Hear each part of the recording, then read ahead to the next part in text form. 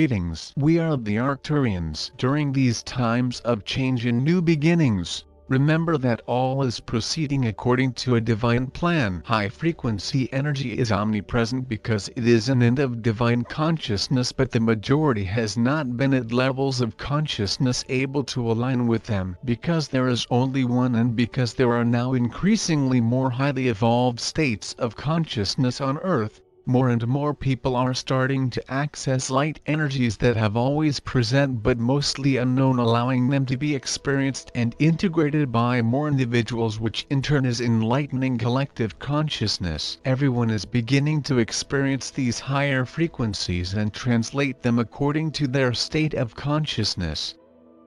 For some it may be fear and confusion, but for others it means shifting to new levels of awareness that allow them for the first time to recognize that many commonly accepted world beliefs really represent power over under the heading of what is in the best interests of others. Many concepts of right and wrong are dissolving and will continue to dissolve as individuals evolve beyond the need for others to tell them what to do and begin trusting and living from their intuition. Many concepts for right living will simply fade away without the energy of belief to maintain and sustain them, as increasingly more individuals awaken to the fact that much of what they have been taught by parents, teachers, priests, rabbis, and ministers is simply not true. The world will change. Evolving into a consciousness of personal spiritual empowerment is frequently preceded by the full or partial collapse of a person's three-dimensional foundation. The fear and chaos that results from the breaking down of a person's firmly established and never questioned three-dimensional foundation is often the only way those who are spiritually ready for more can evolve to their next level. In spiritual circles, this is known as a wake-up call. Everyone innately desires peace, comfort, and security, and seeks these things according to their state of consciousness. Most are as of yet unaware that these are God qualities and therefore can only flow from within to the without if they are to be permanent. The three-dimensional state of consciousness seeks these things in the outer, attempting to build themselves a perfect life from concepts of duality, separation, and two powers. When one's perfect life collapses, the result is shock, confusion, and frantic attempts to restore everything back the way it was, even if what it was no longer resonated and the person was miserable.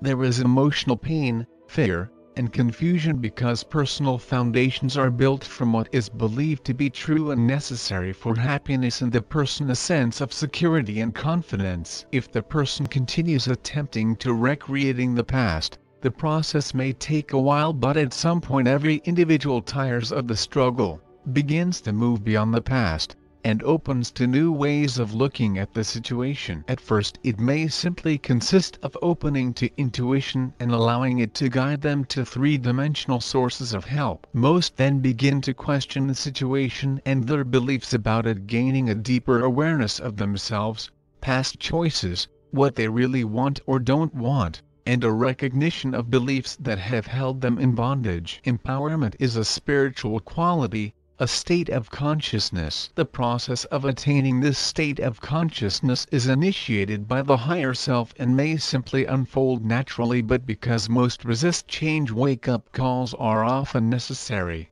Empowerment is a consciousness of truth about self and all life, which in turn manifests as living that awareness while expressing it in practical ways. It is the ability to lovingly but firmly state, "Enough is enough," or "Thank you for your opinion, but I'm choosing to do this," regardless of who these words are being spoken to. Empowerment is women integrating and living in balance with their masculine aspect, and men integrating and feeling comfortable expressing their feminine with mutual love and respect for both. Most of you have already done this work. In the presence of physical, emotional, mental, or spiritual distress, always remember, God is. If God alone is, it must be omnipresent. Where does omnipresence leave fear? What does it say about who I and all other life forms are? If God alone is, where is the need for petitionary prayer or rites and rituals meant to bring one closer to God? If God alone is, where does this leave beliefs of death, lack and limitation, separation, suffering, etc. Do I really believe that God alone is? Because human beings are in reality expressions of God. They are like God, creative. A collective consciousness of ignorance and the rejection of oneness manifests in it as infinite forms of duality and separation. Yes, situations created out of beliefs of duality, separation, and two powers seem very real on earth and those involved and must deal with them in accord with their state of consciousness. But you who are awake are on earth not to get caught up in the illusions of sense, but to add the light of your evolved state of consciousness to the collective. Increasing more dark information and actions are going to be exposed, but your job is not to fix things on a three-dimensional level,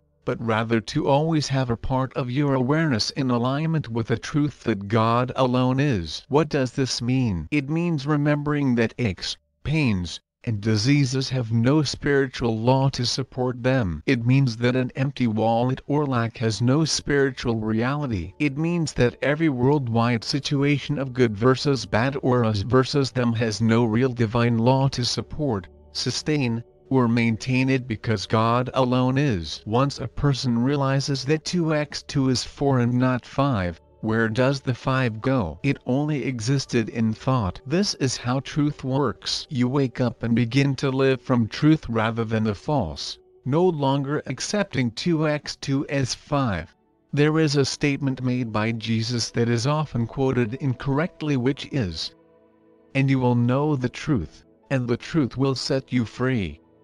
The "you will know the truth" part is often left out, which is the most important part of the whole statement. You must know, live, be, trust, and allow truth to grow and strengthen before it can evolve into a state of consciousness that can and will then manifest outwardly. You are the light illuminating pathways for those coming along behind you, even if you never say a word. The light of even when evolved consciousness constitutes a majority automatically, because there is only one. God alone is. We are the Arcturian group.